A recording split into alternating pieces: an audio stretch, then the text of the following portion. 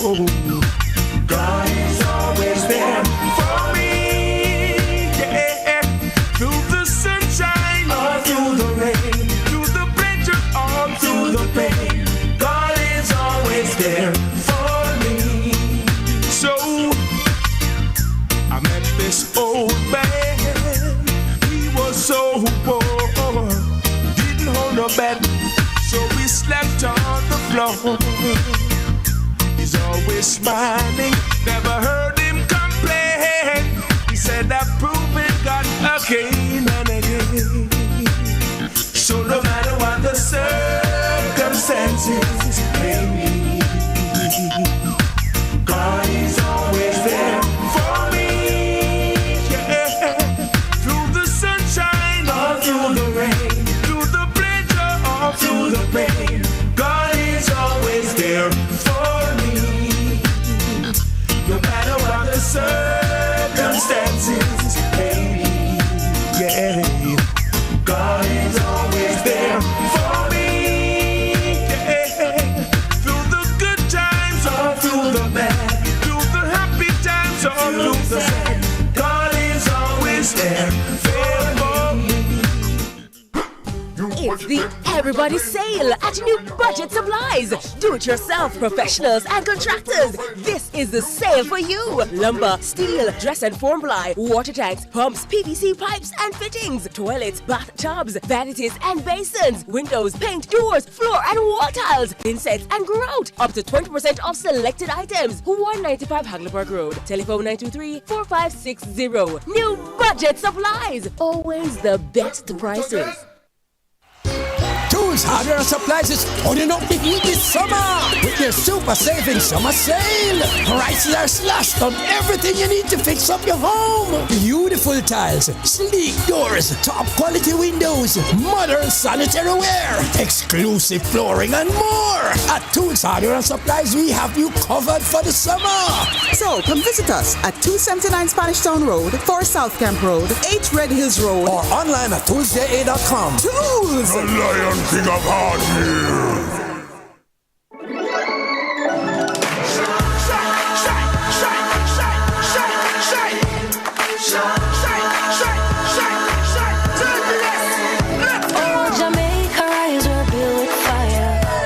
And vibes, and through it all there's a glow inside. Let's keep our shine alive. From the market to the factory floors, from the hillside green to golden shores, we're reaching heights, our energy that lights the sky. Shine bright, Jamaica. Shine bright, Jamaica. Feel the rhythm, we're on track. Feel it, feel it. Together we climb.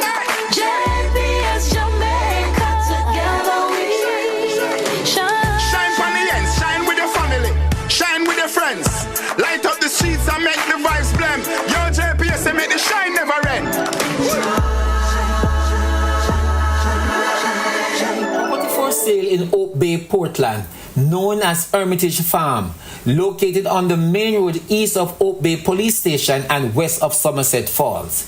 Property size is 74 acres and includes a house with 5 bedrooms, 4,971 square feet, with water storage and a 3.5 acre coastal pond.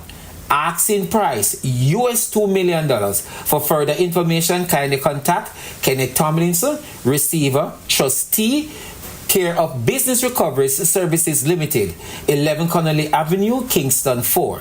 Telephone number 876-948-001225. So that's 876-948-001225.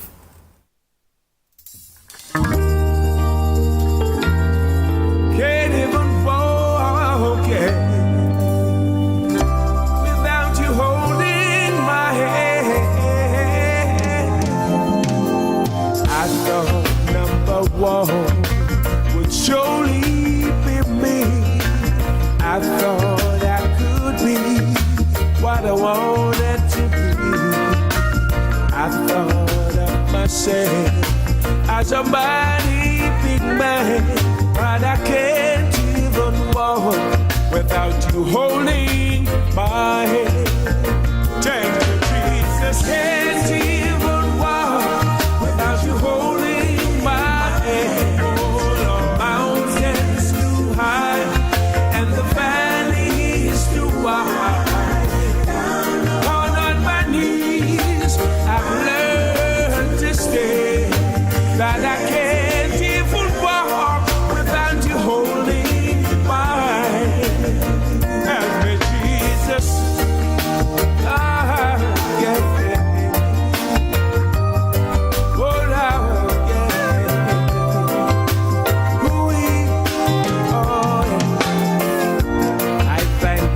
made Jesus my one and all. From now on this day, I'm surely gonna call. And if I don't trust it, I'd be less than a man. Cause I can't even walk without you holding my hand. Oh Lord, can't even walk without you holding my hand. The mountain's too high and the valley is too wide. Down on my knees, I've learned to stay. Can't even walk without you holding my hand. Thank you, Jesus, for all you have done for me right now. You've been so good to me. I thought number one would surely be me. I thought I could be what I wanted to be. I thought of myself as a mighty big man, but I can't even walk without you holding my hand. Like me, Father, can't even walk without you holding my hand. The mountain is too high and the valley is too wide. Down on my knees, I've learned to stay. Can't even walk without you holding my hand. Lord have mercy, can't even walk without you holding my hand. The mountain's too high and the valley is too wide. Down on my knees, I've learned to stay. Can't even walk without you holding my hand. So right now, I just got me a deal with there. So what I want, my friend George Looks? Why, Richie Steven, with us there I give the Almighty praises.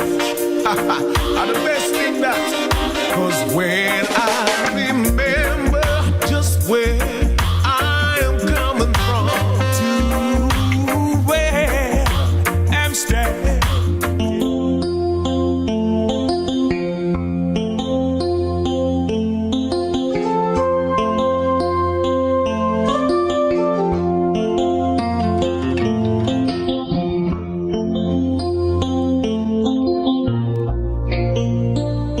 Okay, yes, welcome back to Rebel Radio.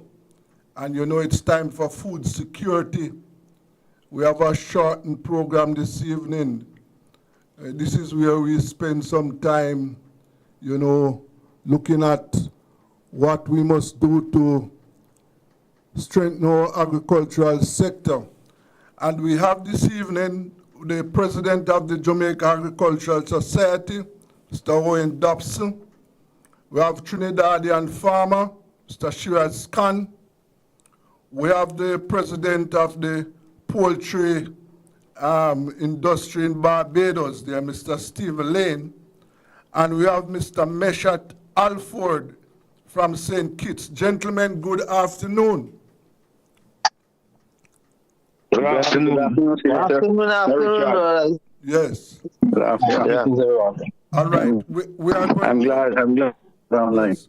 We were hoping to have Mr. Paul, but we don't have him. But let us start with allowing Mr. We have two newcomers to this program so far, gentlemen. We have Mr. Owen Dobson, the JS president, and we have Mr. Meshat Halford. Both of you, let me start with Mr. Alford. Mr. Alford, you want to introduce yourself to the panel, please? All right. Yes, it's Meshat Alford. I'm calling you here from St. Kitts Nevis. I'm the president of the Consortium of Farmers and Producers. The president of the Consortium of Farmers? Farmers and food producers and thinking. So he's the president of the consortium of farmers and food producers. and fowl. Food. Oh, okay. All right. Food producers. Yes. Mr. Dobson, just introduce yourself, please. Mr. Owen Dobson. Yes. A farmer and also the national president of the Jamaica Agricultural Society. Okay. Good afternoon, gentlemen. Yes. Good afternoon, sir. Wonderful. Good afternoon, man. Yes. Yeah. Well, to the two newcomers, what we have been doing on this. What we have been doing on this. Mr. Desmond, I see James Paul in there now. Yes, Mr. Paul is with us too. Mr. Paul, James Paul, is president of the Barbados Agricultural Society. What we have been doing. What we have been doing. James is CEO. Yes. CEO of the Barbados Agricultural Society. Right, sorry. What we have been doing, Mr. Dobson and Mr. Halford, is that we have been talking about strengthening of the agricultural sector in the Caribbean. And also what we want farmers in the Caribbean. We want to form ourselves into an organization where we can have a seat at the table of the policy makers, because we want agriculture. We want agriculture to be one of the top priority items in the Caribbean. And what we have found out is that the issues affecting the Caribbean farmers are similar. The problems faced by Jamaican or Barbadian farmers are those faced by Trinidadian and Guyanese and across the Caribbean. So this is what we have been trying to do, gentlemen, and we want to welcome Mr. Halford and Mr. Dobson, because, as we said, we have to strengthen the agricultural sector in Caribbean. Now, one of the things that the last discussion we had was that we had left with the idea that we want to make contact with farmers, organizations across the Caribbean. Mr. Paul, did you make any progress on that? Yes. Hello? Yes, sir. You hear me? Yes, are you hearing me? Yes. Okay. Yes. I'm trying to get, as I said before, we are, and I know I've been in contact with the JS, but I'm trying to arrange a meeting, as I said before, with the members. I sent out a notice last week, but I haven't heard sufficient responses except from two, which is saying the JS, and I know that the TAS, the Trinidad and Tobago Agricultural Society, has indicated that they're willing to meet. So we're going to get this going, and it becomes especially important when we look at the developments that are happening in the region as it pertains to agriculture. And of course, there are always threats around. So it is something that is high on the agenda. And actually, I'm pleased to meet the gentleman from St. Kitts. I really want to invite him to that meeting also too when we do have it convened. So it is something that it is very high on the agenda, and we have to keep on pushing. Certainly. So,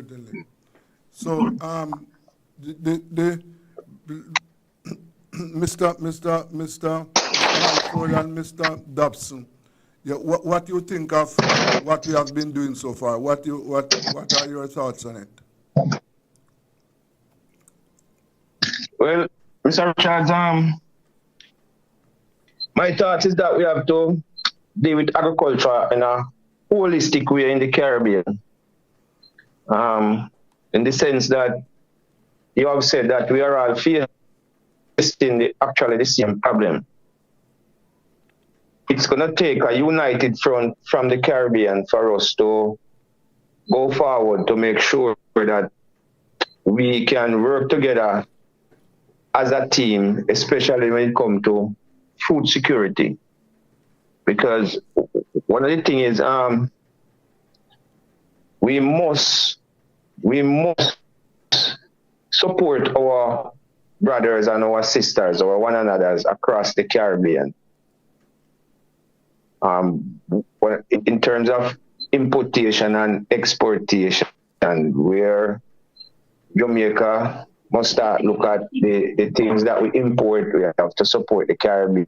What we don't produce, Caribbean. What the rest of Caribbean don't produce, they export it from Jamaica from Jamaica to the Caribbean, so that we support each other. Because when we look at what is happening around the world globally, it's a global thing where we know that a lot of the big Western countries, they are warring on.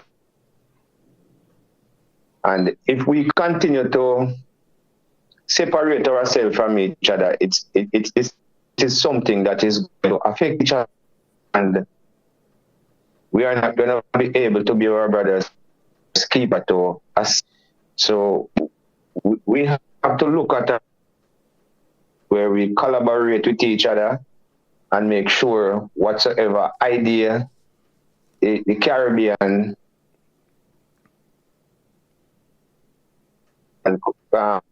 counterpart, whatever idea Jamaican agricultural sector have, they can share it with the Caribbean sector, so that we can be on the same page and we can be our brothers' keeper in assisting each other to make agriculture grow in the Caribbean so far. So I think where you guys are in collaboration then, in joining hands with each other and to bring agriculture on the forefront in the Caribbean, it is a good move.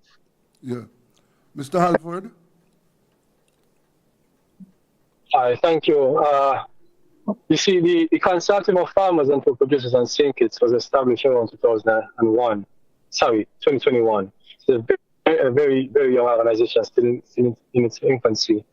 One of the things, the hallmarks of the organization was to always collaborate, especially across division.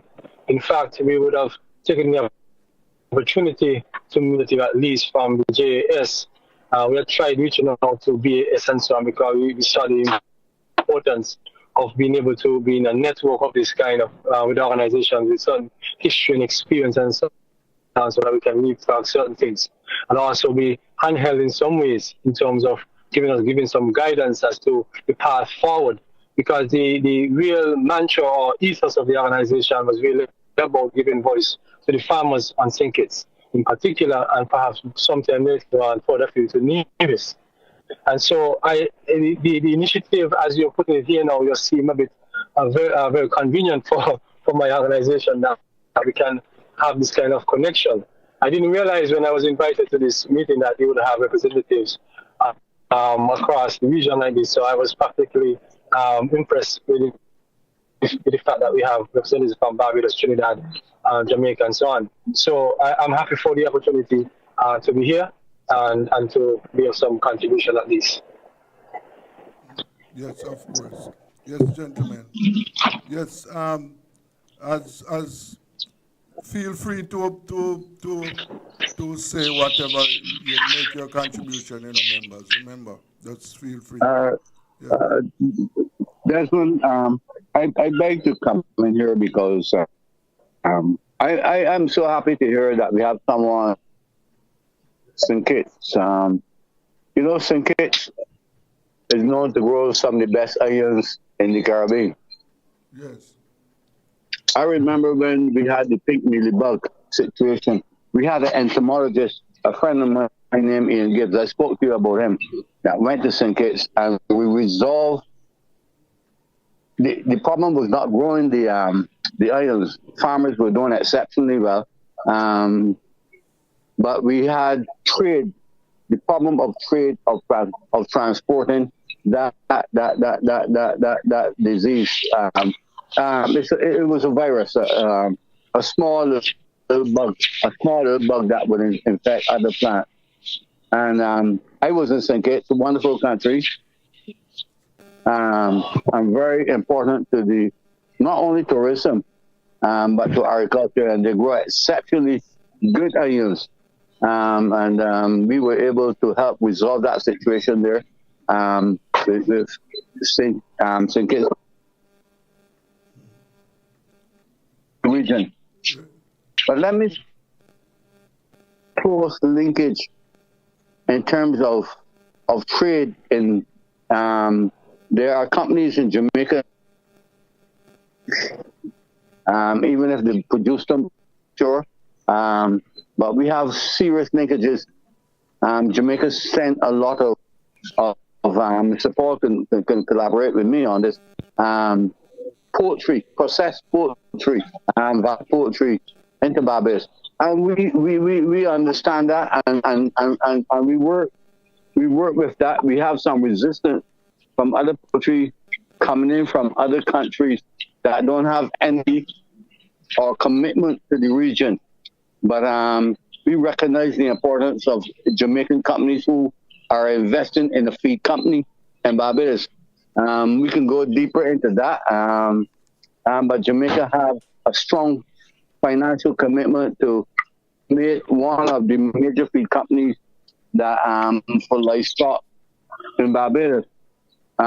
So there are those linkages already. The governments of Barbados and the Caribbean and other places in the Caribbean put a lot of emphasis and put in a lot of support, financial support into the tourism industry. I think we have to wake up and recognize that our food security bill within the region is growing out of hand, and we need to support this food security within the Caribbean. I just want to bring one other matter because I don't want to go on too long. The international trade between China and the United States have created some challenges. Because of the tariff war, China is saying to the United States, we can't take those hundreds of millions of tons of pork from you. And they transfer that trade, not only of pork, but soya and corn to Brazil. Now, the farmers in the United States, I sympathize with them, but they need market. And recent within Barbados, I'm not sure if it is happening in Jamaica and Trinidad, those larger markets within the Caribbean, but certainly beginning to happen, in my opinion, to some disloyal importers in Barbados, that they are accepting that and applying for import licenses for pork out of the United States coming here. I'm not anti, and my comments should not go as anti-US, but we need to protect our industry, and we have a vibrant poultry industry under the umbrella that Mr. Paul as CEO administrate over, and it's beginning to have impact. They have enough resources that only today I'm hearing something very impressive commercial advertising talking about pork and other things, and we need to guard ourselves in this region that the reject that the Chinese can't take off, cannot be dumped or should not be dumped, and we need the political leadership and the political will within our politicians to say you cannot dump that product on us because we have indigenous industry, but we also have a keen interest in pork that you cannot dump that on the Caribbean. I would let you analyze that, Mr. Desmond, because I know that you are very sharp on these matters. Yes. Well, gentlemen, you heard that the American farmers now are looking for markets. So, as Mr. Steve has just pointed out, Mr. Lane has just pointed out, that they are now looking at Barbados. So keep your eyes out. Yes. What is happening in Trinidad? Yeah. Mr. Paul?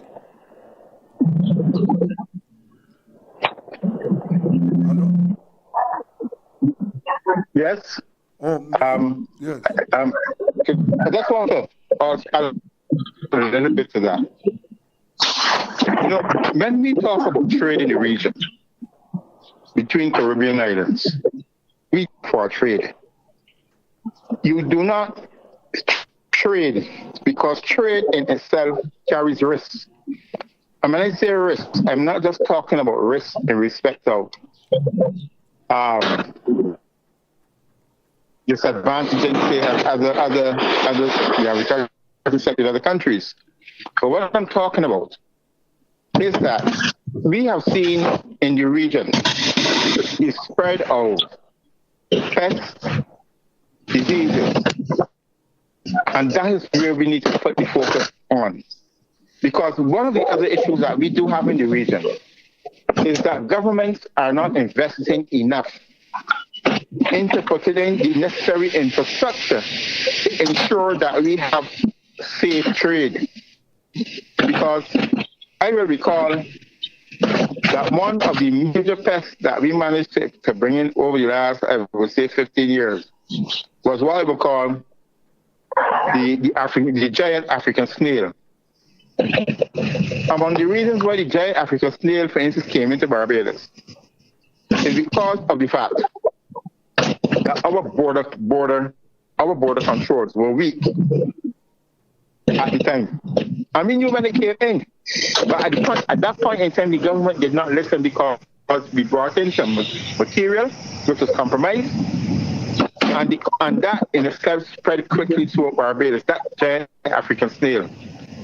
Why I'm mentioning this is because of the fact that because of the trading practices and the lack of border controls, the individual territories, you will have a situation where different pests, virus stress, disease stress, or whatever can come in if you don't pay attention to this. And you know, sometimes what they do is they try to disarm people within the sector when they say, well, you know, we are concerned about trade. But we are concerned about it because of the fact that the necessary institutions such as the labs that are necessary to ensure that the products that we are bringing in meet certain standards in terms of health and safety, and also to that we are not bringing in pests that actually can help to undermine the industry. You know, and these might seem to be frivolous to some, but we all know that, for instance, you take the current avian influenza outbreak, where you have heard in the past large amounts of, say, poultry have had to be slaughtered. This could even be worse. And the consequences are even greater for the islands in the Caribbean. Why? Because of the fact that we are small islands. And the thing is really that to control a disease or virus when it gets into the country, the amount you literally have to wipe out, say, the livestock population and start all over again in order to control it properly. But we are not finding the necessary investment in lab infrastructure so that farmers will be able to know what diseases do they have on the farm. And even in terms of product, do we have the necessary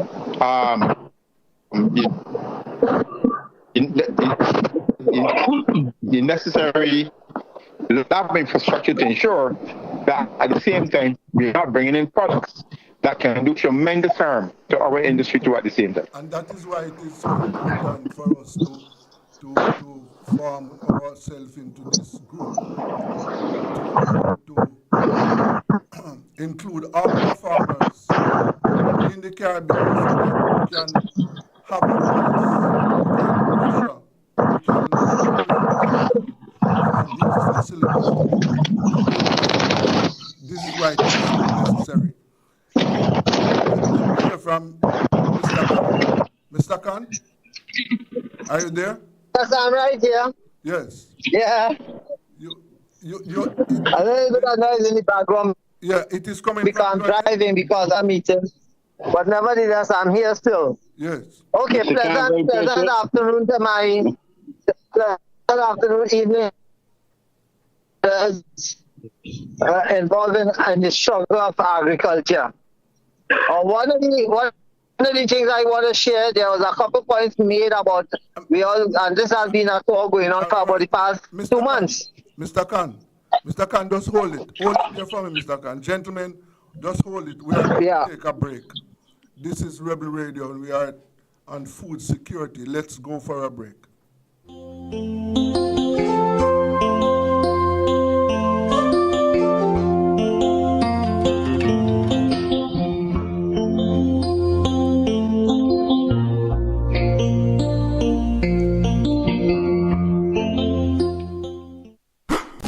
It's the Everybody Sale at New Budget Supplies. Do-it-yourself professionals and contractors. This is the sale for you. Lumber, steel, dress and form ply, water tanks, pumps, PVC pipes and fittings, toilets, bathtubs, vanities and basins, windows, paint, doors, floor and wall tiles, thin sets and grout. Up to 20% off selected items. 195 Hagleyburg Road. Telephone 923-4560. New Budget Supplies. Always the best prices.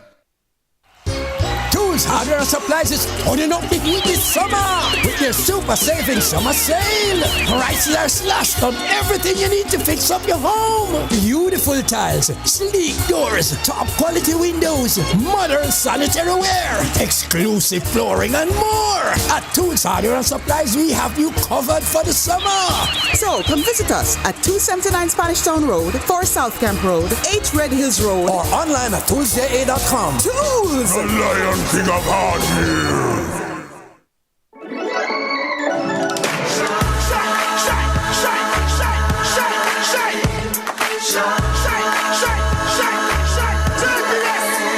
Oh, Jamaica rise, we're built with fire, passion and vibes, and through it all there's a glow inside. Let's keep our shine alive. From the market to the factory floors, from the hillside green to golden shores. We're reaching heights, our energy that lights the sky. Shine bright, Jamaica. Shine bright, Jamaica. Feel the rhythm, we're on track. Feel it, feel it. Together we rise, together we climb. JPS Jamaica, together we shine. Shine from the ends, shine with your family, shine with your friends. Light up the streets and make the vibes blend. Your JPS and make the shine never end. Property for sale in Oak Bay, Portland, known as Hermitage Farm, located on the main road east of Oak Bay Police Station and west of Somerset Falls. Property size is 74 acres and includes a house with 5 bedrooms, 4,971 square feet, with water storage and a 3.5 acre coastal pond. Asking price US $2 million. For further information, kindly contact Kenneth Tomlinson, receiver, trustee, care of Business Recovery Services Limited, 11 Connolly Avenue, Kingston 4. Telephone number 876-948-001225. So that's 876-948-001225.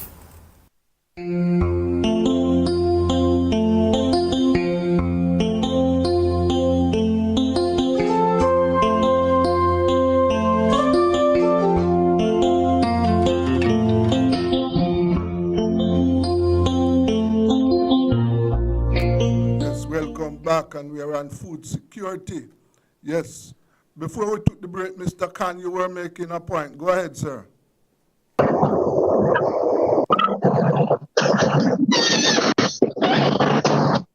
Mr. Khan. Hello, Mr. Khan.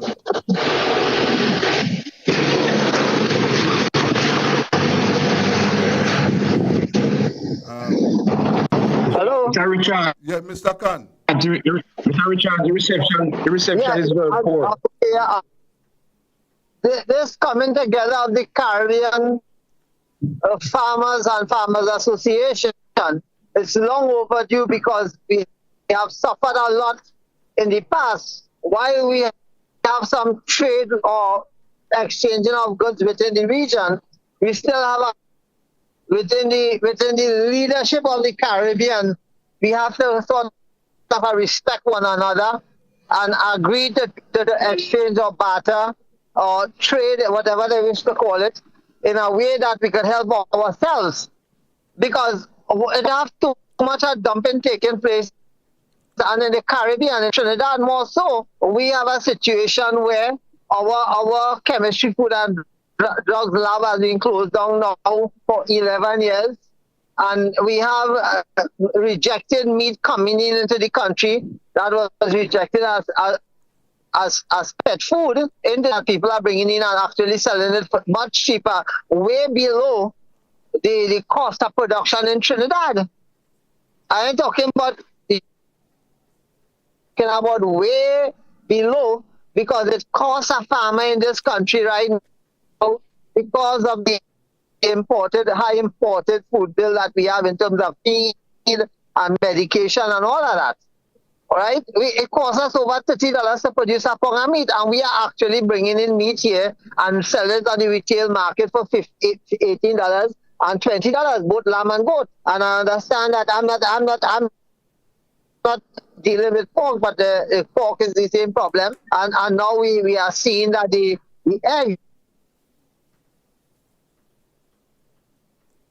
we imported into the country. So all of these things is that while we might have a larger a piece of the pie in terms of food production, we have our own problems in Trinidad and Tobago. And within the region, it is continuing because Trinidad is a large transshipment point for imported meat, right? And that in one sense is a great health risk to the entire Caribbean.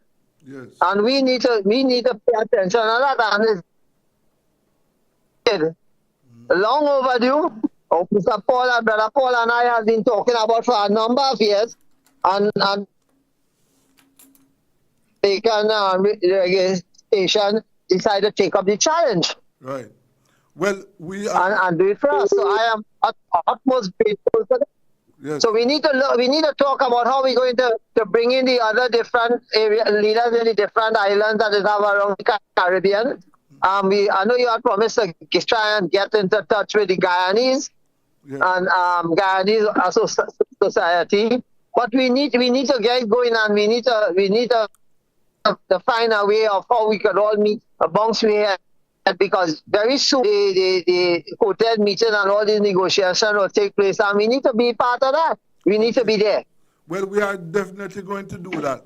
Gentlemen, this evening we have a short program, but I am giving each of you 1 minute to make your final comments until next week. And as I said, we are linking up the Caribbean people. So as we go along, we will have all the Caribbean people on this program. So starting with you, Mr. Thompson, take 1 minute for your final comment. Well, see or can hear that everybody actually sharing the same ideas, that really on board with the ideas from each other. And as I said before, it's going to take a holistic approach for us to really get going and to collaborate. We have to do so that this Caribbean can be a Caribbean of production and support each other. We will have to do it. Okay. Mr. Halford? Yes, thanks again, Richards. Well, as I indicated before, I'm most pleased with the simple fact that we are meeting on the platform and meeting across the region while we're still on our own islands. For me, and for my organization, it's one of the highest order of our business is to really reach out to other members, member farmer groups and associations across the region where we could learn and teach each other. As a first step, I think the first thing is to organize the human resource around it. And I think this initiative will take us a long way once we're able to stay true to the calling. With the leadership coming out, to reaching out from my end here in St. Kitts, as I get to know more about the initiative, the only question that rests in my mind at this time, because I've heard of other organizations like ACAR group or not. I know that's also is an organization, so if you want to all lend yourself into that network to see what they have, what kind of relationship you can also establish there. But for me and the farmers here and saying, at least for my organization, we can do, I believe is very much important, because as we've indicated, the issues are very common across the region. We have common histories. And so we did problems that are before us needs common solutions that we coming together can really bring a result to. So I'm looking forward for the meeting. Yeah, and I'm looking forward to meet some of you virtually and offline as well.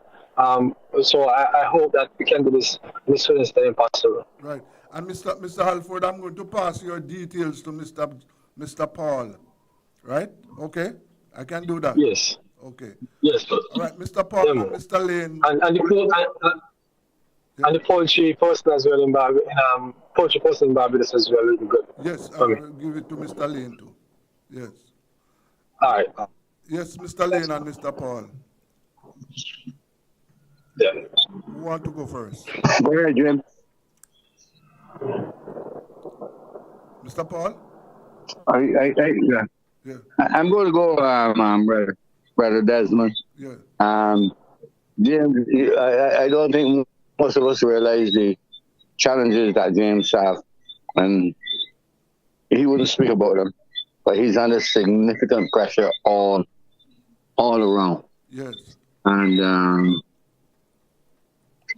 those are matters views about separately. Politics are very strong in agriculture, even though politicians give a lot of lip service to how important agriculture is and the injection. But that aside, we are very optimistic about where we need to go. We need to protect our industry. We cannot afford to be dumped. And I am not here to represent the pork industry, but I am also a director within the Barbados Agricultural Society, which is the umbrella group for agriculture in Barbados. Yeah. And we need to protect ourselves from, if the Chinese are not going to take products from certain countries, that cannot be dumped on us.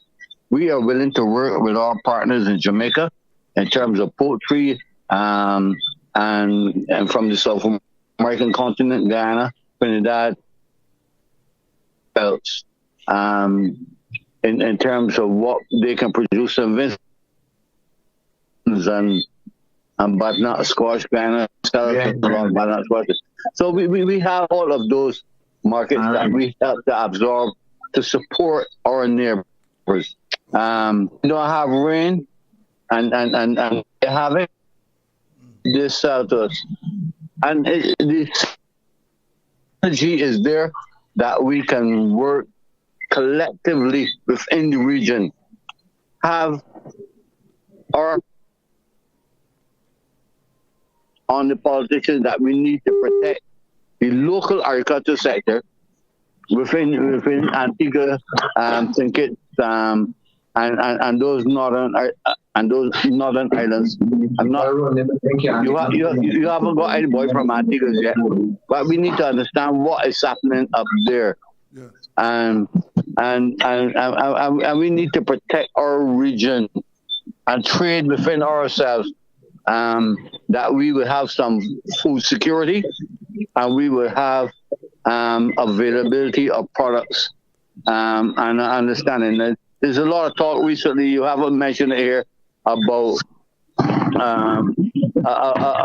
shipping between the islands. We have to continue. You know, that would be wonderful. That's a subject that we could deal with, but we will have some. We'll talk some more. We talk some more about that, Mr. Lane. Yes, my lord. We have to cut our program short this week. So let me hear I understand clearly, sir. Let me hear from Mr. Paul. Mr. Paul? Yes, just quickly I want to say that. Yes, we need to have focus. most important. We can't be all things to all men in the sector. We have to determine what is most important for the sector at this point in time. Yeah. And the major challenge facing all agricultural sectors in individual territories is the need to increase the volume of agricultural production. This will not happen though automatically. It will only happen if we give farmers the ability to be able to do what is necessary to increase their production. It means government policy must be correct. It means that the agricultural infrastructure must also be correct. But these are things that we have to lobby for from our own individual governments. And therefore, I really think that, again, we have to work with each other within individual territories as farmers' bodies to ensure that our farmers get the necessary support so that they can increase them, so that we can generate the type of surpluses that are necessary. Not only that, and we can also be able to provide consumers with a product that is healthy, that is sustainable, and also too that is affordable. So these are our objectives, and we want to do it, and that is why we have to work together. Thank you. Okay. Gentlemen, I want to thank you very much for your time this weekend. And let us just close by saying we are going to continue this discussion next Wednesday. So prepare, put it in your diary that to be continued. Until next week, thank you very much, gentlemen, for the time. And to be continued. Thank you for the inclusion of the other members. Okay.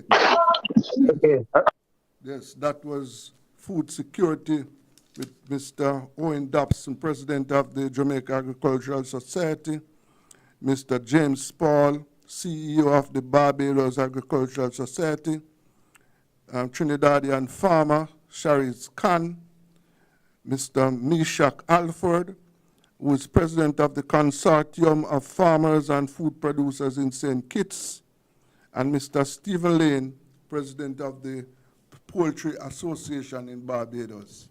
Yes, food security. This is Rebel Radio. Let us take a break.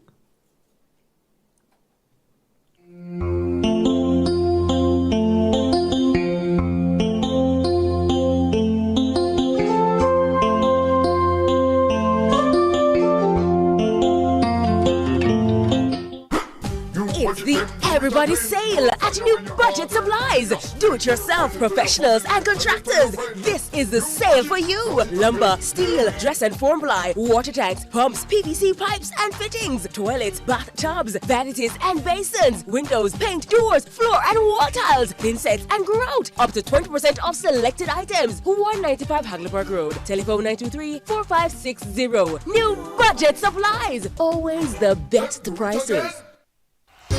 Tools, hardware, and supplies is turning up the heat this summer with their super saving summer sale. Prices are slashed on everything you need to fix up your home. Beautiful tiles, sleek doors, top quality windows, modern sanitary ware, exclusive flooring, and more. At Tools, hardware, and supplies, we have you covered for the summer.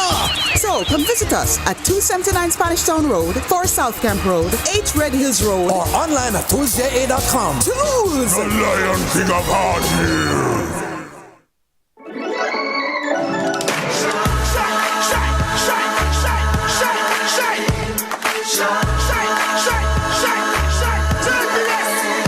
Oh, Jamaica rise, we're built with fire, passion and vibes, and through it all there's a glow inside. Let's keep our shine alive. From the market to the factory floors, from the hillside green to golden shores. We're reaching heights, our energy that lights the sky. Shine bright, Jamaica. Shine bright, Jamaica. We're on track. Feel it, feel it. Together we rise. JPS Jamaica. Together we shine. Shine for the ends, shine with your family, shine with your friends. Light up the streets and make the vibes blend. Your JPS and make the shine never end. Property for sale in Oak Bay, Portland. known as Hermitage Farm, located on the main road east of Oak Bay Police Station and west of Somerset Falls. Property size is 74 acres and includes a house with 5 bedrooms, 4,971 square feet, with water storage and a 3.5 acre coastal pond.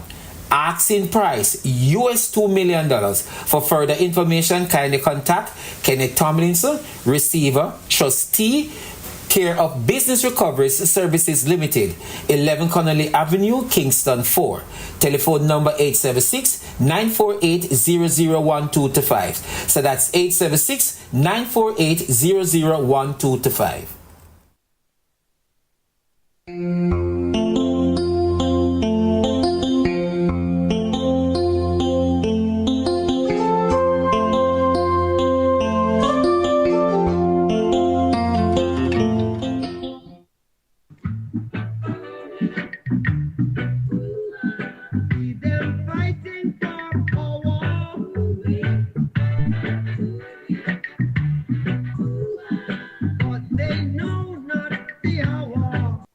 Imagine a world where information is power, where news meets insight. This is Eyes on the World, your personal lens.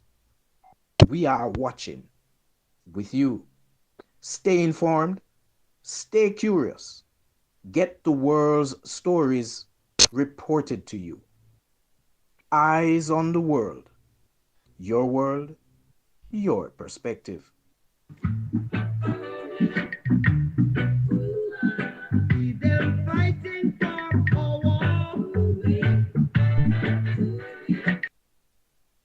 Welcome back to Rebel Radio, and it's time. We're off to a late start, but it's time for your program, Eyes on the World.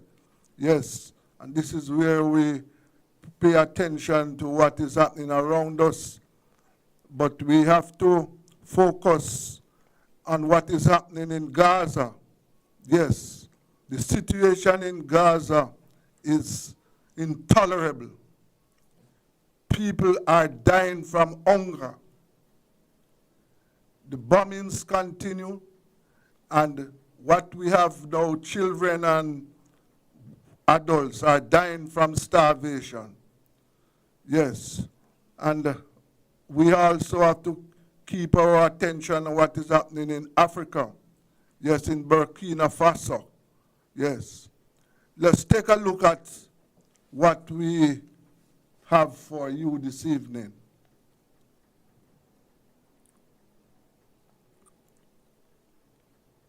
A lot of people don't even know about them. Let's talk about Sudan and the Democratic Republic of Congo, because ignoring human suffering. Commanding. They're not threatening. They are pleading. This is shocking. The European Union, yes, the same powers that once robbed Africa of its gold and future, have now landed in Burkina Faso. And guess what? They're not commanding. They're not threatening. They are pleading. Top EU delegates held a private meeting in Ouagadougou, requesting to work directly with Captain Ibrahim Traoré. They've offered to fund schools, sponsor major infrastructure projects, and even give huge loans to boost the Burkinabe economy. But many are asking, why now? Why are they suddenly so generous? After years of silence, sabotage, and stealing. Some experts say this is another trap, a desperate move by Europe to regain influence in West Africa, because Captain Traoré is winning hearts, building Africa from within, and kicking out foreign control. The people of Burkina Faso are suspicious. They haven't forgotten the centuries of colonization, the stolen resources, the forced deals. One Burkinabe citizen said, "They gave us poverty, now they want to give us loans." President Traoré hasn't made a final decision yet, but sources say he's treading very carefully, aware that not every smile is sincere. Return the gold you took from the vaults of Burkina Faso. Return 90% of the uranium profits you still collect from Nigeria. Return the billions of our reserves that sit in your banks. Return the stolen artifacts you proudly display in your museums and offices. You say this is complicated, but what is truly complicated is justifying how a former colonizer continues to profit from nations it once oppressed, even decades after independence. You say, it's legal. Then I say, your laws were written in the language of thieves. You say, it's not that simple. But it was simple when you took everything. This is not just about money. It is about restoring balance spiritually, politically, and morally. It's about ending the lie that crimes can be buried under the label of history. We are not asking for revenge. We are announcing rebirth. Africa is not rising to destroy. Africa is rising to rebuild. But no house can stand on cursed ground. Where ghosts of oppression still roam, nation can move forward while its soul is chained in foreign vaults. So, Mr. President, choose your path. You can meet this moment with honesty and courage, return what you stole, acknowledge the truth, and walk beside us as equals. Or you can resist, delay, and cling to fading illusions of empire. But hear me clearly, no matter what you choose, Africa will rise with or without you. And when we rise, it will be in our own image, not yours. Not with your permission, but with the blessing of our ancestors. You once called us the dark continent, but now the darkness is lifting. And it is your lies that are being exposed to the sun. To all Africans across the continent and the diaspora, stand up, unite. The time has come to reclaim what is ours, our dignity, our future, our freedom. Join the movement to build a new Africa, sovereign, proud, and unstoppable.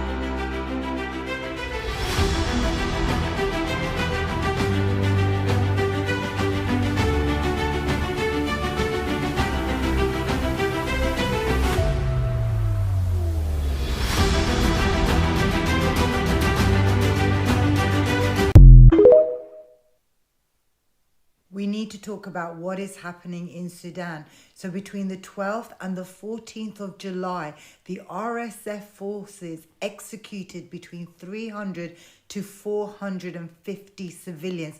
Let me tell you exactly what they did. They went into these villages. They dragged people out of their homes, execution style, lined them up and shot them. They burnt people in their homes. This is going on all over Sudan, and the RSF is funded by the UAE. So when you go to Dubai on your swanky holidays, this is what you are funding: the mass displacement, starvation, and murder of our Sudanese brothers and sisters. So yes, we stand behind Palestine, but we also stand behind Sudan, Congo, and any other oppressed people in the world. We need to be talking about this. Imagine up to 450 people dragged out of their homes, shot or burnt alive. And don't even make me start on the rapes. Do you not remember last year that 130 women committed suicide rather than face the gang rapes by the RSF? They are raping females as young as 9. It is gang rape done by military troops. Could you even just imagine? So this is what is going on in Sudan, and we need to keep our eyes on there too. We need to be talking about this. Solidarity crosses all boundaries of religion, color, race, nationality. Colombia y en otros países. Ministra de Relaciones Exteriores.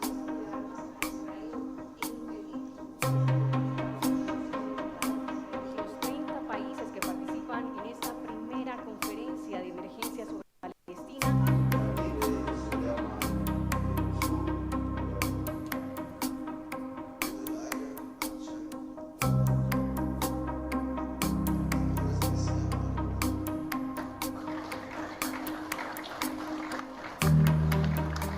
state must immediately review and suspend all ties with the State of Israel.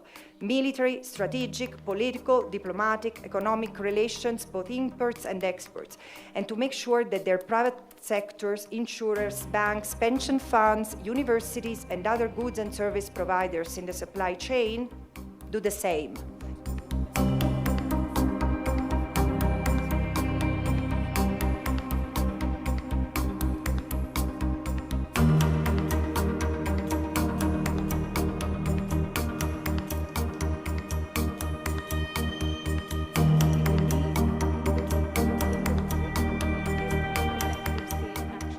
Nuestra voz no es de payasos. Nuestra voz se respeta y quienes bombardean y hacen bombas tienen que respetarnos. Y eso es político-militar. Y nos tocó. Y si solo es político, ojalá no usemos lo militar. Pero nos tocó. Luego nuestro grupo de la EIA tiene que ir más allá también. Más allá. Porque si no, no se va a detener el genocidio en el mundo. Y la barbarie va a ser.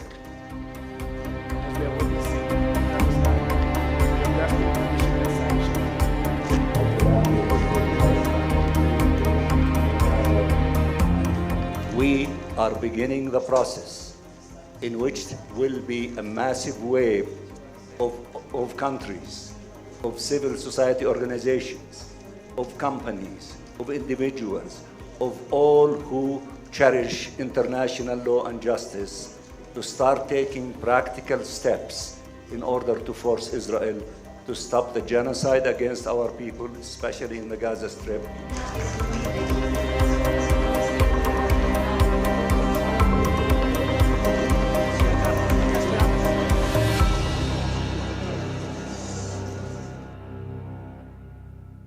Two of the world's worst humanitarian crises are happening right now, and a lot of people don't even know about them. Let's talk about Sudan and the Democratic Republic of Congo, because ignoring human suffering doesn't make it go away. Since April 2023, Sudan has been torn apart by civil war between two military factions, Sudanese armed forces and the Rapid Support Forces. This isn't just political violence, it's genocide. The numbers are staggering. Nearly 25 million people need humanitarian aid. That's more than half the population. Over 11 million people have been forced from their homes. Famine has been declared in parts of Darfur, and over 150,000 people are estimated dead. The RSF has been committing ethnic cleansing against the Masalit people in Darfur. The US government officially determined this is genocide. Meanwhile, cholera is spreading, over 60,000 cases since August. In eastern Congo, the M23 rebel group, backed by Rwanda, just captured major cities including Goma,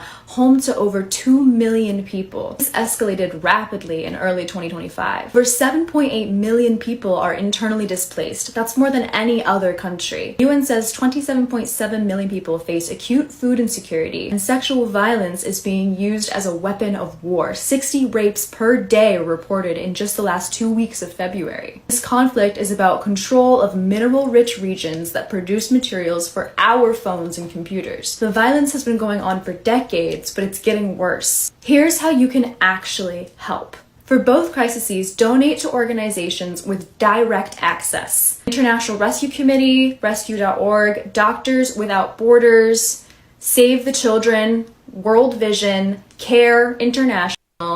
For Sudan specifically, Sudan Relief Fund, Islamic Relief USA, Project Hope, and for Congo, International Medical Corps, Oxfam America's DRC Crisis Appeal. But here's what else you can do. Contact your representatives. Both crises need political solutions, not just aid. Demand your government take action beyond statements, and educate yourself about where your electronics come from. The minerals fueling the Congo conflict might be in your phone, so buy used if you need new ones. These aren't distant tragedies. They're happening right now, and people need to help right now. All the links to donate are in my bio. Even $5 makes a difference.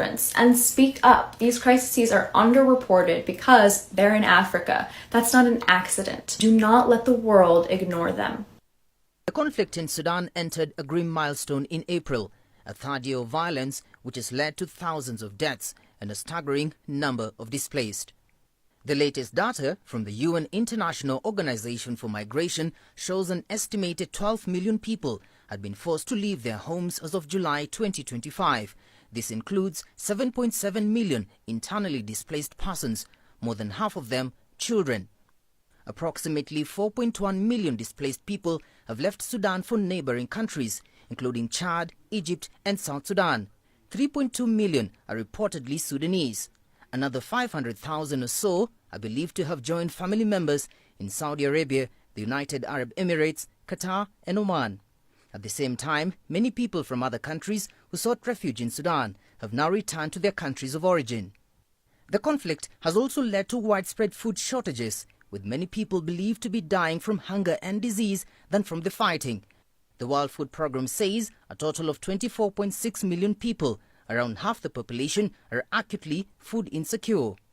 It also confirmed famine in at least 10 locations in April, including the Zamzam camp in North Darfur, home to some 400,000 displaced persons.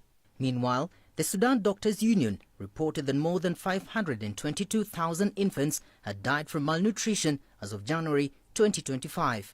By May of this year, the conflict had also claimed the lives of at least 84 humanitarian workers, all of them Sudanese.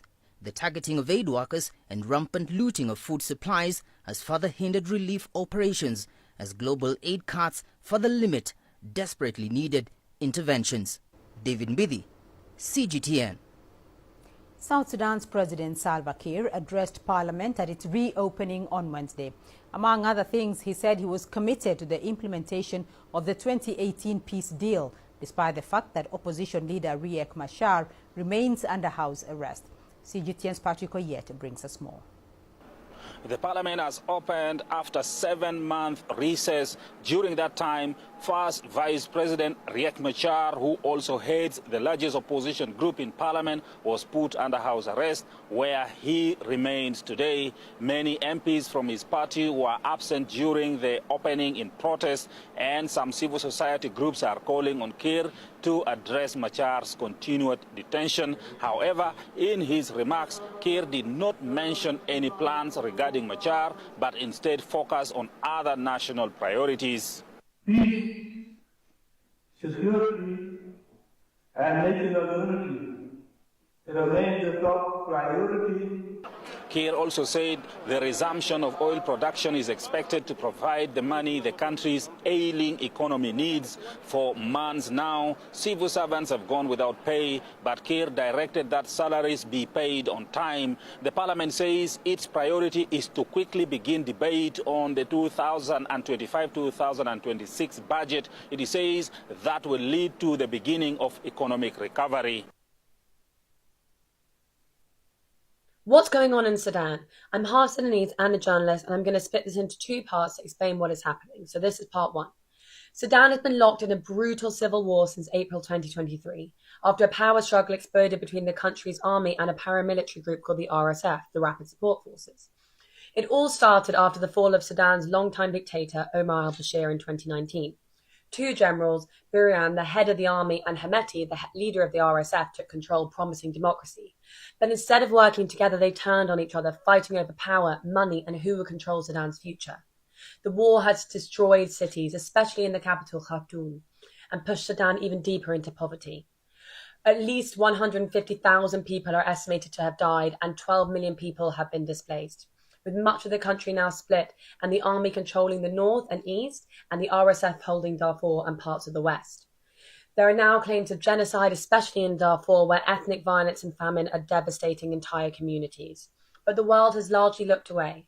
This is one of the worst humanitarian crises on earth, and barely anyone's talking about it. Over 300 Sudanese civilians, including children and pregnant women, were massacred by the RSF over the weekend in North Kordofan. Villages around the city of Bada were raided, burned, and shot up. According to Sudanese human rights lawyers, some victims were burned alive in their homes. Survivors report systematic killings, looting, and abductions. Entire villages were targeted despite having no military presence, which makes these acts clear war crimes. UNICEF confirmed at least 35 children were killed, calling this a terrifying escalation and demanding accountability. The RSF has already been accused of genocide in Darfur, and the International Criminal Court has opened a new investigation. Over 13 million Sudanese have been displaced, and hunger and cholera are spreading fast. This is one of the world's largest humanitarian crises. We need everyone to talk about Sudan. Do not let these atrocities be buried. Boycott the UAE and Dubai. Do not support their tourism. Don't buy any of their products. The UAE has been arming and funding the RSF. And please share Sudanese voices and mutual aid. You can find a list of mutual aid organizations that support Sudan in the OOB spreadsheet in the link tree in our bio. You can look at the heaters or you can look at the Sudan tab. Silence enables genocide, so please speak up and act now. Colombia y otros países, ministra de Relaciones Exteriores.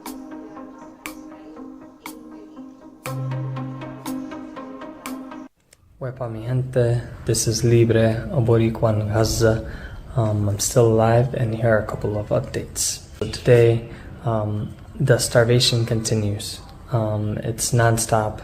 Over 23 people have died in the last 24 to 48 hours. 85% of the population is suffering from famine. And today I want to focus on some events that happened in the Caribbean and Latin America. July 15th and 16th, there was a gathering in Bogota, Colombia. Shout out to Colombia, of over 30 countries that gathered to talk about Gaza and ways that they could demand an end by cutting diplomatic, economic, and other ties with the illegal settler colonial project of Israel. So I want to give a big shout out to one of the 12 nations that signed on for 6 immediate measures aimed at demanding an end to the genocide, and that is St. Vincent and Grenadines is one of 12 nations, along with Cuba and other Latin American and other global South nations that have agreed to 6 measures. I'll put them in here. And just before that, there was also the CARICOM summit in Jamaica, where BDS was present, trying to get CARICOM to take not only a stance where they release a letter, but actual physical things that they could do to demand an end to the genocide in Gaza. Barbados has opened up a case against Israel to find them guilty of genocide. We're hoping that other nations will follow after. Francesca released a list of companies that are benefiting from the genocide. Given figures, this has led to her being sanctioned. And all that to say, we need to continue doing more. Basan has demanded carcelazo, take out your pots, demand an end, demand the borders get opened, allow in food, medicine, medical workers, medical supplies, reconstruction supplies that we need to rebuild Gaza. Hopefully this is helpful. Take care, my people, and continue to demand an end. Pay attention to the flotilla. We need to continue until the genocide is over, the occupation is done, and the borders are open. People are literally dying, and GHF is killing people. Over 900 people have been massacred at these GHF militarized humanitarian sites. There's nothing dignified or humane about it. You just gotta call things as they are. Take care.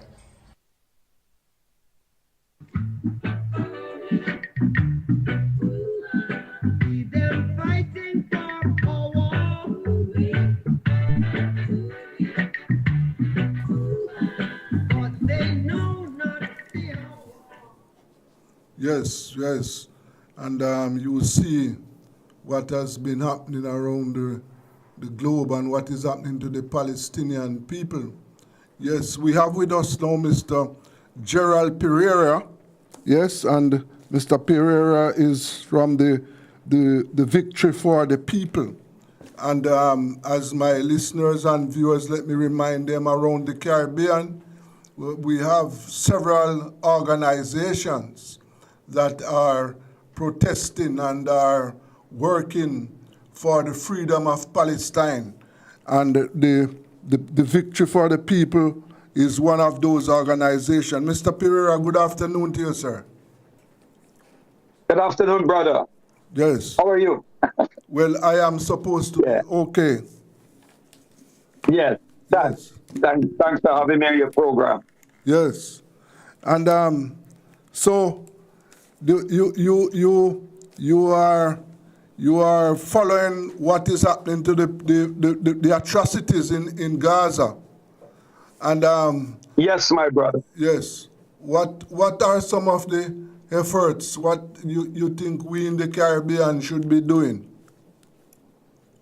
Well, first of all, let me say, I have always been, since my days in high school, a supporter of the Palestinian people's struggle for self-determination and for free and sovereign Palestine. All anti-imperialists, as well as all Pan-Africanists, we have both a moral obligation and as revolutionaries to support the struggle of our Palestinian brothers and sisters. We come in that tradition, that great revolutionary Nkrumah of Modibo Keita in Mali. Kwame Nkrumah, of course, the first president of independent Ghana. Sekou Touré of Guinea-Conakry. Jamal Abdel Nasser in Egypt. Ahmed Ben Bella in Algeria. And in the Caribbean, those Caribbean leaders who supported the struggle, whether it was Michael Manley, Forbes Burnham in Guyana, the support and solidarity of the people of Cuba, and across the region. We have that history of standing with the Palestinians. But today, what we are seeing, brother, I mean, we have always, those of us who have studied Western political thought / theory, we have always seen the flaw of Western political theory, that we have seen the facade of liberal democracy, the hypocrisy of the West. We see where the West likes to lecture countries in the so-called third world, the globe, on democracy, human rights, and freedom. But these people, if you look at the history of the Western world, they have no moral or historical right to lecture us on such noble values. What we're witnessing is downright hypocrisy. I mean, Israel, in many cases, Israel is doing, it's documented, worse than what the Nazis did. And, you know, we were brought up on a diet of miseducation when we were told a lot about Stalin and Hitler. And you'll believe that the world only produced two demons, and that was Stalin and Hitler. But they never told us, for example, about King Leopold in the Congo, who treated the Congo as his private property. It wasn't even actually a colony of Belgium, but his private property. He killed millions of Congolese. So the West has this history of not only committing genocide, but aiding and abetting it in different parts of the world. You know, the Western nations supported the killing fields of Cambodia, Kampuchea, and today they're supporting the killing fields in Gaza and the occupied West Bank.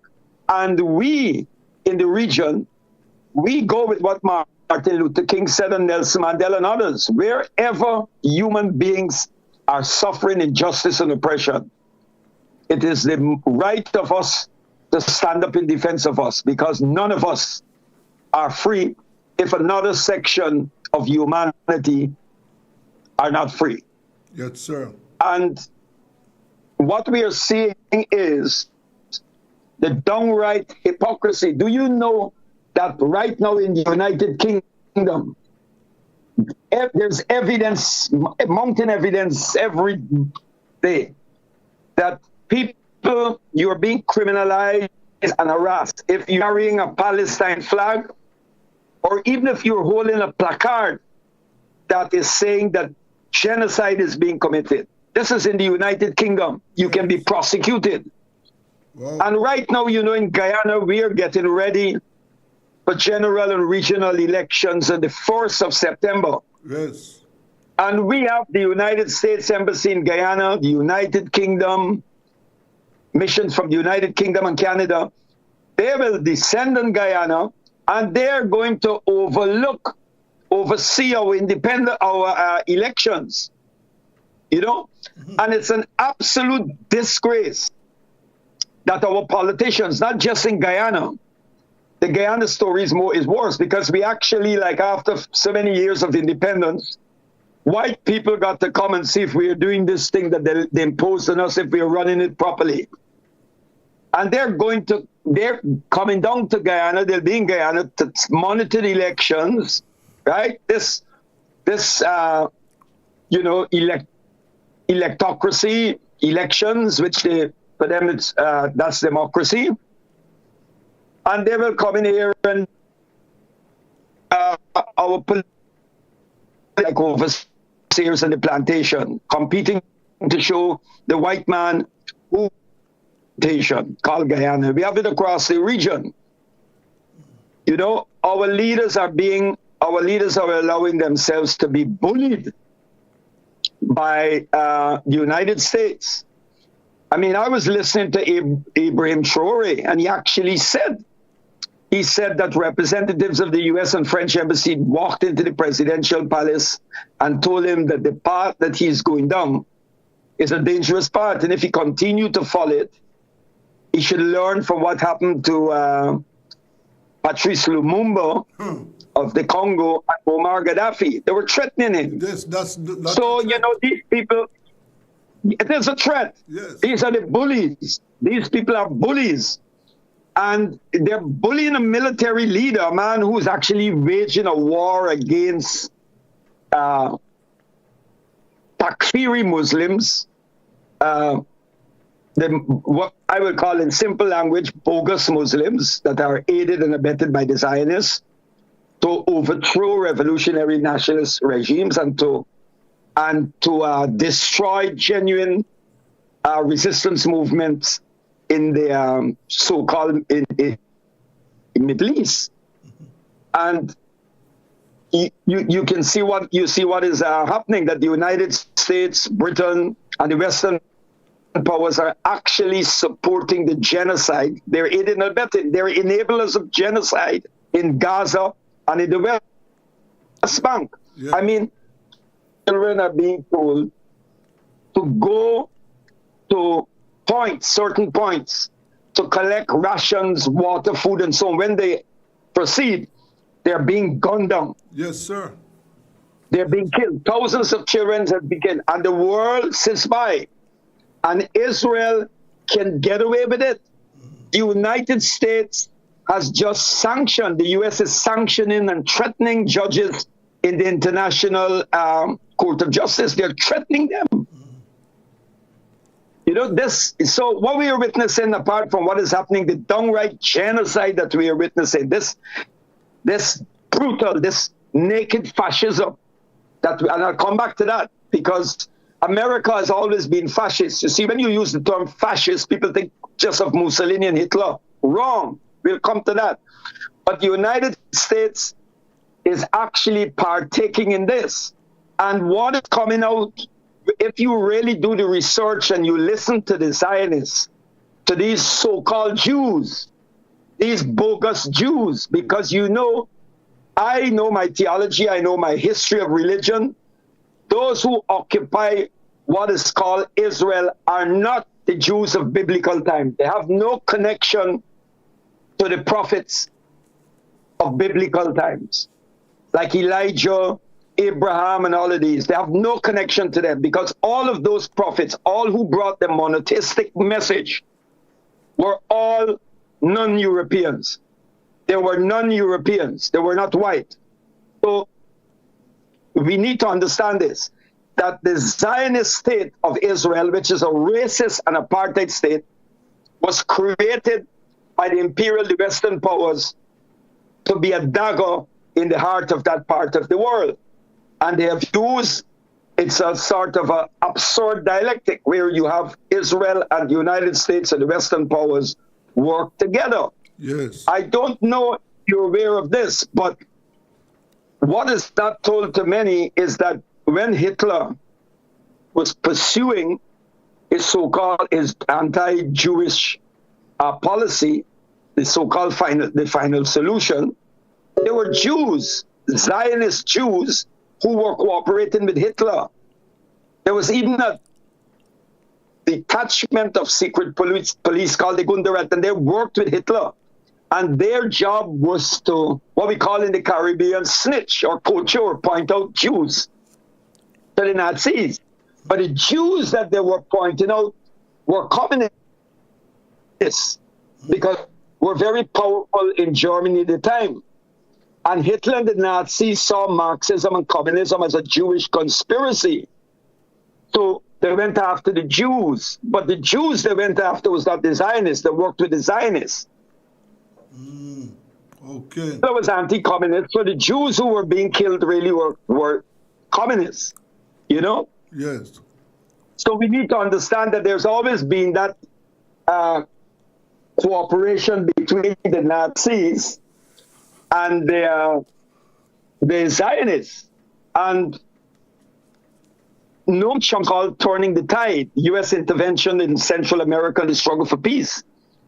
And he put together he outlined the nexus this between the neo-Nazis in South America and people like Klaus Barbie, who was a Nazi who fled to South America, and how they worked with them and other right-wing death squads against progressive forces. Yes. So, you know, people think, I mean, look at South Africa. Many of our people, many of us are not aware that during the apartheid, the period of apartheid in South Africa, the right name is Azania, Israel transferred nuclear technology, components, and the know-how to the racist Boer regime of South Africa for them to build atomic weapons to be used against the frontline states of the liberation movement. Yes, Fidel Castro himself said that. Yes. Yeah, and the Cuban troops had to adjust their tactics in the battlefield with the full knowledge of the Western powers. So when Mandela and the ANC were coming into office, one of the conditions, part of the transition program, was that the new government, the black government of South Africa, will hand over the nuclear technology that the Boer state had, that they would hand it over to the Western powers. In other words, it is okay for white nations to have nuclear weapons, but we can't have nuclear weapons in the hands of black and brown people. Yeah, Mr. Pereira, I tell you what, we have to continue this discussion because we have exhausted our time. But let me say that we will continue this discussion next week because we have to keep these issues on the front line. I want to thank you very much for your time this evening. Yes, okay, my brother. So to be continued. Thanks a lot. Yes, sir. Yes. Okay. Anytime, brother. Yes. That was Mr. Gerald Pereira there from the Victory for the People. Yes. And that's the end of today's show. Yes, I want to thank all my listeners and viewers for taking time out to be with us. And remember, you can hear the show on Google. Yes, and on YouTube. Yes, it is live there. Just in case you miss us on air, you can go to Google. Thanks to my technical operator, Kevin. And remember, users, pedestrians, riders, drivers, take it easy on our roads. Too many fatal accidents. Too many. And remember that you have to take care of yourself because the gunmen are on the rampage. Yes, the numbers are down, but the killings continue. Until Friday, this is Rebel Radio, and I'm Desmond Richards.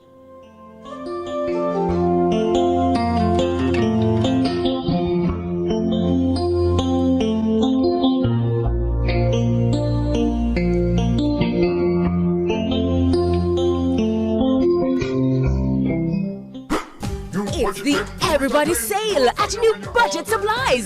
Do-it-yourself professionals and contractors. This is the sale for you. Lumber, steel, dress and form ply, water tanks, pumps, PVC pipes and fittings, toilets, bathtubs, vanities and basins, windows, paint, doors, floor and wall tiles, thin sets and grout. Up to 20% off selected items. 195 Hagleyburg Road. Telephone 923-4560. New Budget Supplies. Always the best prices. Tools, Hardware and Supplies is putting up the heat this summer with their super saving summer sale. Prices are slashed on everything you need to fix up your home. Beautiful tiles, sleek doors, top quality windows, modern sanitary ware, exclusive flooring and more. At Tools, Hardware and Supplies, we have you covered for the summer. So come visit us at 279 Spanish Town Road, 4 South Camp Road, 8 Red Hills Road, or online at toolsja.com. Tools! The Lion King of Hard Hills.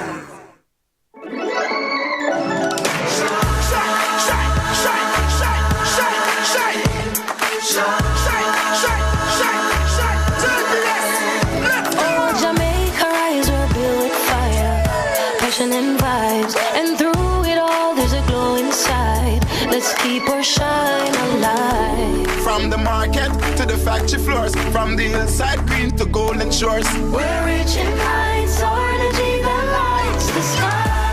Shine bright, Jamaica. Shine bright, Jamaica. Feel the rhythm, we're on track. Feel it, feel it. Together we rise, together we climb.